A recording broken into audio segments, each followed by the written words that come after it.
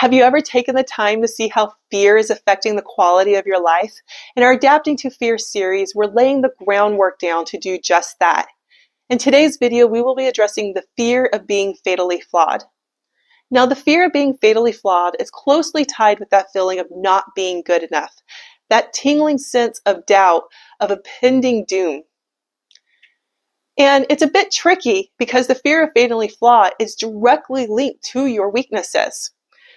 You are weak in this area. You do make mistakes. You do cause complications and consequences that you don't want to live with.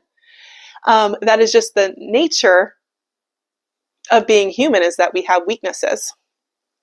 Now, how we adapt to fears can lead to relationship issues.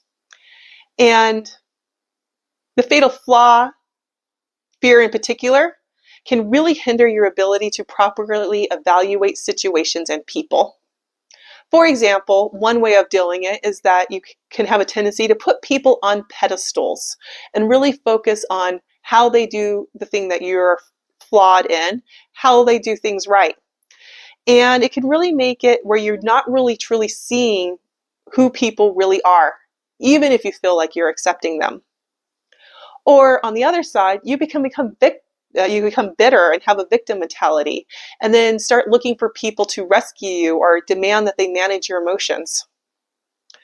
But however you go about handling it, a big drawback is that it makes you not be able to give other people what they need.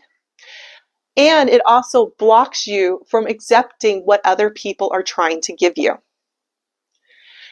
Now, when non-integrated fears are brought to the surface, we can get touchy and react badly to something that may not actually exist. And that is because going into the bad narratives of being fatally flawed doesn't allow you to build and grow resilience from your past experiences.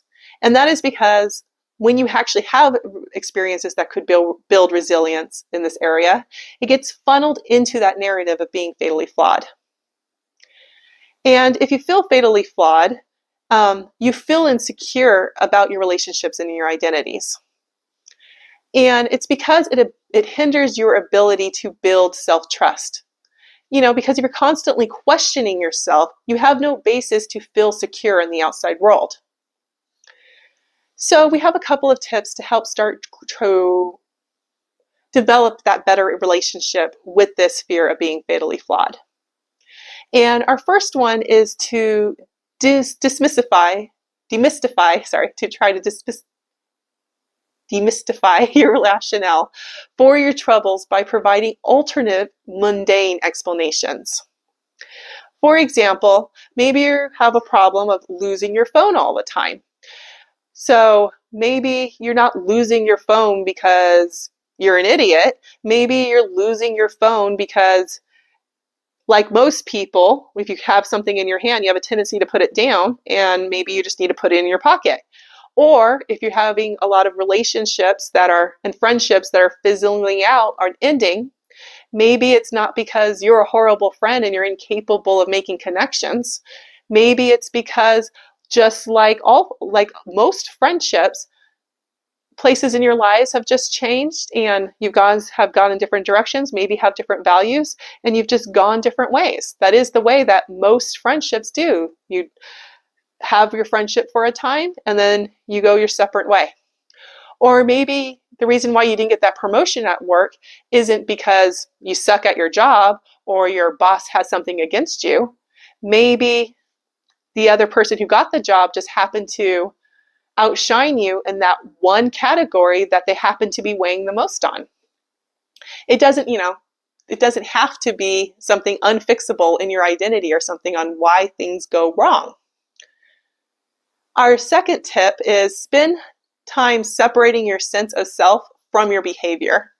Now, while your behavior is extremely important and a part of your identity, it is malleable and can change without disrupting your sense of self. So going back to some of our examples, like you don't want to think, man, I lost my phone again. I'm such an idiot that I can't keep track of things.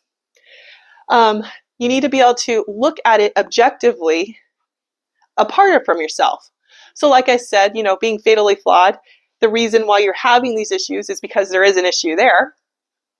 But it's not because you're an idiot. It's because for some reason you're an adult and maybe you've gotten to a point where you have a job and a life, but yet you haven't been able to develop that executive skill of spatially tracking things. And that's your weakness. Maybe spatially tracking things is just your weakness. And if you can take that outside yourself and just be like, okay, there's the problem. Being able to track these things in real time. If it's separate from yourself, then you can start filtering out and start catching solutions to your problems, like keeping your phone in your pocket maybe, or getting a tracker. Those things can become more apparent to you if you don't put them in your identity. If you just think about it every time, like, I'm such a idiot that can't keep track of things, it really limits your ability to be able to see and process solutions. So there we have it. That's our video on the fear of being fatally flawed. Please check out the rest of our Adapting to Fear series. And I hope this video helped, and I hope to see you in another video. Have a great rest of your day.